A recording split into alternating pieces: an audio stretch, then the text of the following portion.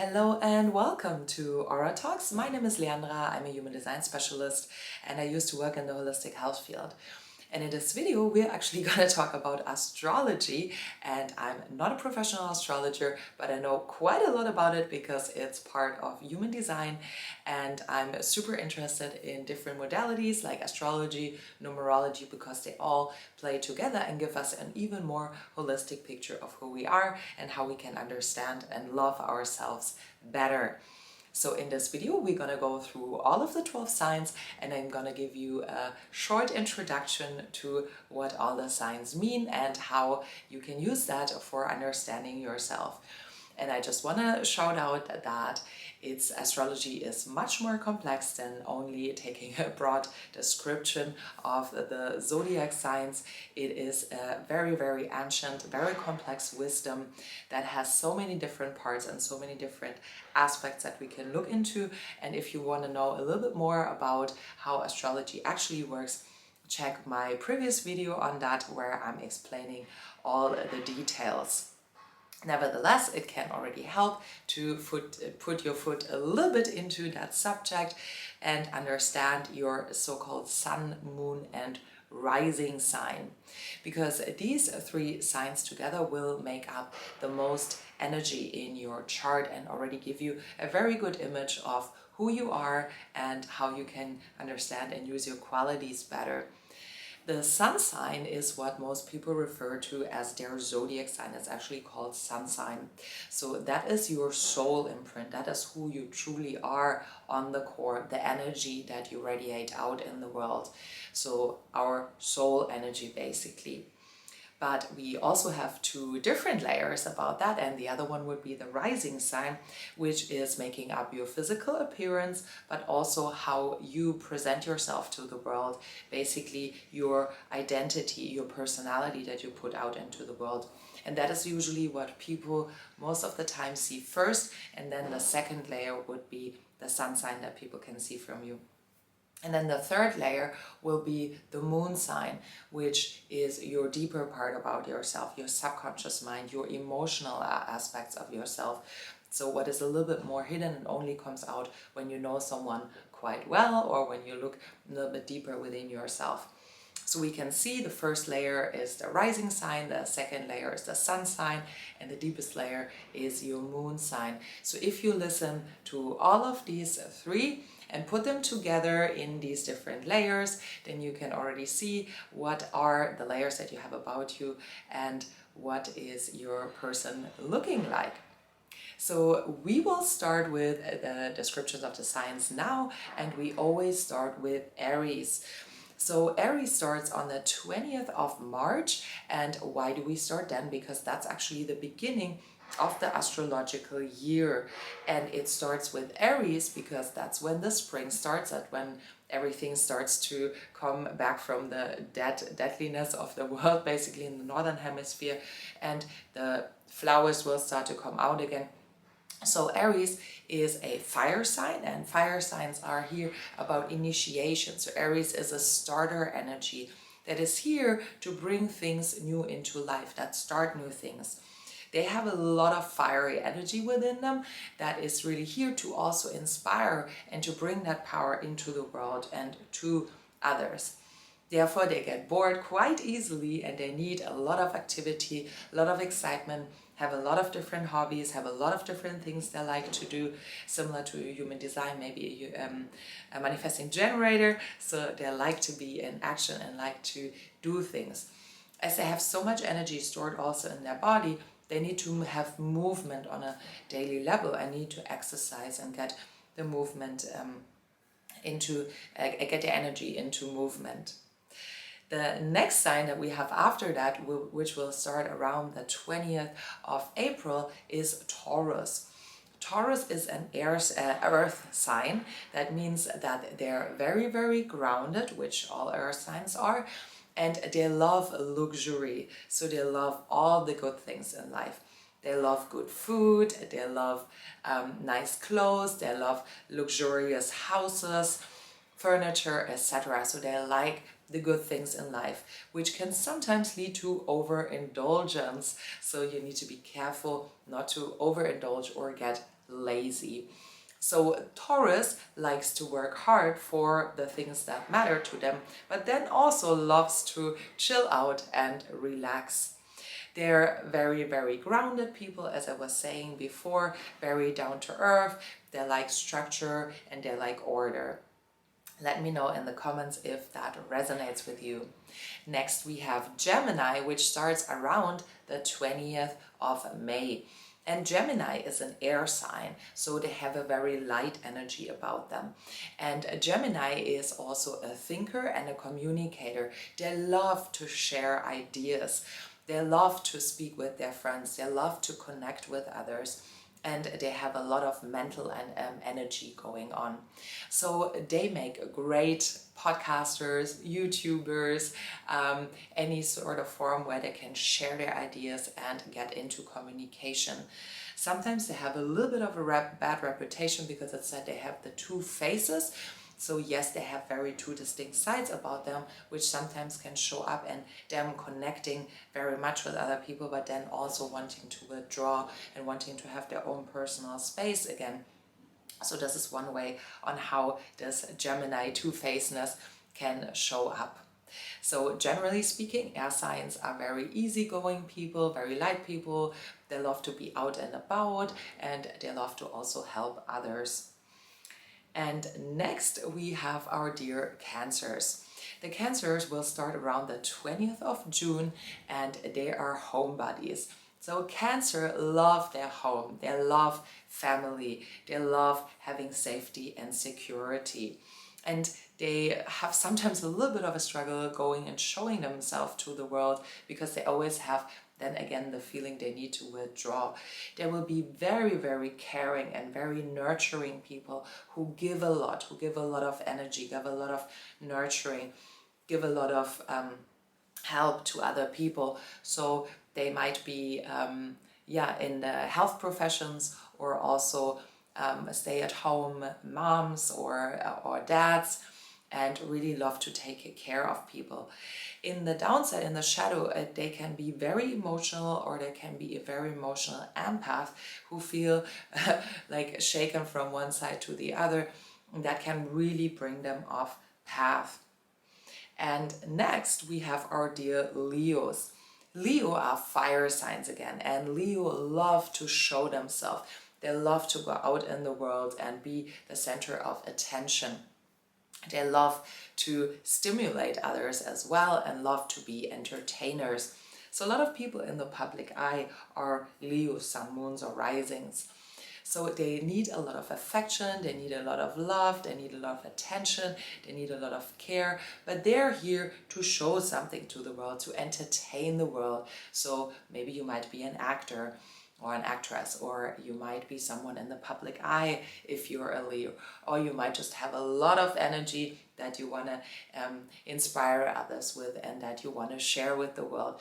In the shadow, they can be a little over demanding, let's say, when it comes to needing love, energy and affection. So that is something they need to work out in the course of their lifetime. Next we have our Virgos, and Virgo is a earth sign again. So Virgo is very detail oriented, very organized, very straightforward, and they like to work for whatever is meaningful to them. And over the course of the time, as they're working so much on whatever means a lot to them, they will become very, very good at it. They love to help, and they are actually healers from their basic energy in terms of maybe inspiring others. They don't need to be in a healing profession, but their energy is very healing for others. So they can sometimes in the shadow be a little bit rigid, they can a bit OCD sometimes, they can be a little bit too thinking like square box. They need to learn how to actually let go also sometimes, or get a little bit more in the flow of life. And then next we have Libra, and Libra is an air sign again, and they're all about connecting and relationship. They want to create beauty, love and harmony. So they are the people who go out, they flatter around, they communicate. These are really social butterflies. They're also here to share beauty with the world. They like to make things beautiful. They like to have balance, they like to have peace, they like to have harmony. So in the shadow frequency, they can become people pleasers, and they can lose themselves in the connection with other people sometimes, and totally get lost and don't know who they are anymore. So they need to learn how they can stick true to themselves and don't learn to have their boundaries overstepped, or have and set healthy boundaries and create a balance between giving and taking.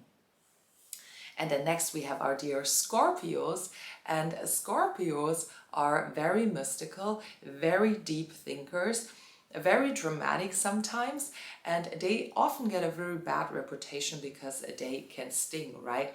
So actually the Scorpio are very loyal and good friends, but don't mess with a Scorpio, because then that's when they can get out and sting, and they are very unforgiving. So if you're a friend of a Scorpio and you mess something up, you might turn it against you quite quickly. They're interested in the mystical field, in the underground themes. So themes like sex, drugs, hidden things, the mystical things, spirituality can be very big themes for a Scorpio. And they have also quite an emotional side about them. So sometimes they can feel very much like Cancer, also be like from left to right, be like torn between all their different emotions. So they need to learn how to balance out their emotions in their lifetime. Next we have Sagittarius, and Sagittarius is a fire energy again. Sagittarius love to travel, they love to inspire and teach other people, so they make great teachers as well. They always need excitement, they need adventure. They're here to be the party people of this planet, and with them it never gets boring. Sometimes in the shadow they can be a little bit hard to grasp, or a little bit hard to get close to, because they're just going from here to there, they're like slipping away. So they need to learn how to actually be a little bit more committed, or how to ground themselves actually a little bit more, and not constantly slip away or go from A to B without actually being able to commit to something. And then next we have Capricorns, and Capricorns are earth signs again. The Capricorn is very grounded, they have a very strong will. If they want something, they will go for it. If they want to achieve something, they want to get better at something, they are willing to work very hard for that and put in the extra effort and the extra mile. So they're very grounded, hardworking, see life also similar to Virgo as a little bit like a grid, and very structured, very strategic, and make very loyal and very good partners or friends. On the shadow side, they're a little bit too conservative or a little bit too rigid, and they need to learn how to let loose, or how to let go a little bit more, go a little bit more with the flow of life before getting stuck in their own little Excel sheet brain, basically. So next we have Aquarius, and Aquarius is an air sign, and Aquarius are humanitarians. So they're really here to inspire and help others. They're very progressive, they're very intelligent, very smart, very forward thinking, very bohemian, have very unconventional, unusual ideas most of the time, which they're here to share with the world and therefore bring humanity forward.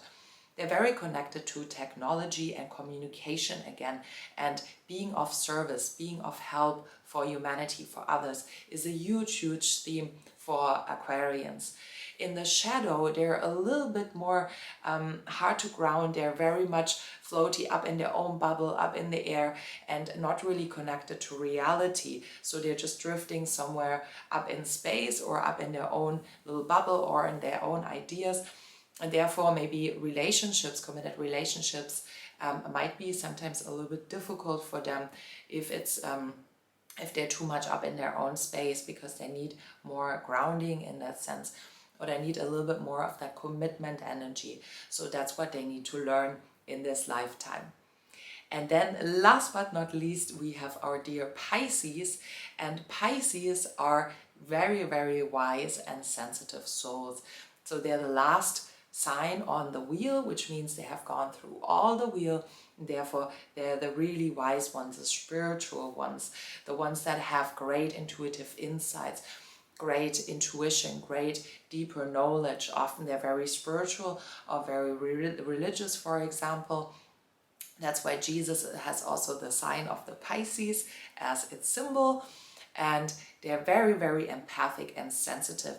They feel a lot from space around them or from other people. So in the shadow frequency, they can be feeling like thrown back and forth in this whole wave of emotion from other people, and they need to learn how to set boundaries here, now to not let their environment or other people constantly impact them in a way that they feel. And then they can be great healers, great intuitives, great medic psychics, or great helpers for this planet. So now we've gone through all of the different signs, and let's put it together now. So me, for example, I'm a Capricorn sun, I'm a Libra rising, and I'm a Pisces moon, which would mean on a soul level, I'm a very solid, very down-to-earth person who knows what they want, who will be a go-getter. If I want something, I have a very strong will that just gets me from A to B.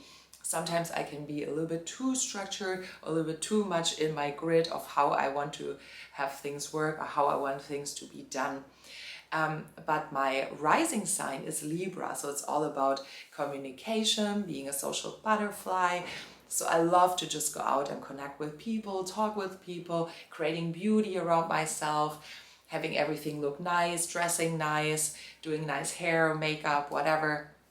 So it's all about creating beauty and about communication, also about connected with design and art, which I studied for some time. And then my moon, my deepest inner core, would be the Pisces, which would be a very intuitive, very spiritual person, very connected to the field around them, very sensitive, very empathic. But that's only on a very, very deeper level that most people don't maybe see on the first glance in me. So that's how we can already bring it together. And if you know me, you will already know that that is pretty much a good description of myself that I was able to give only from putting your sun, moon and rising together. So let me know in the comments, what are your sun, moon and rising, and does it resonate with you, and how does it show up for you? I'm sending you so much love, hope that video helped you, and bye for now.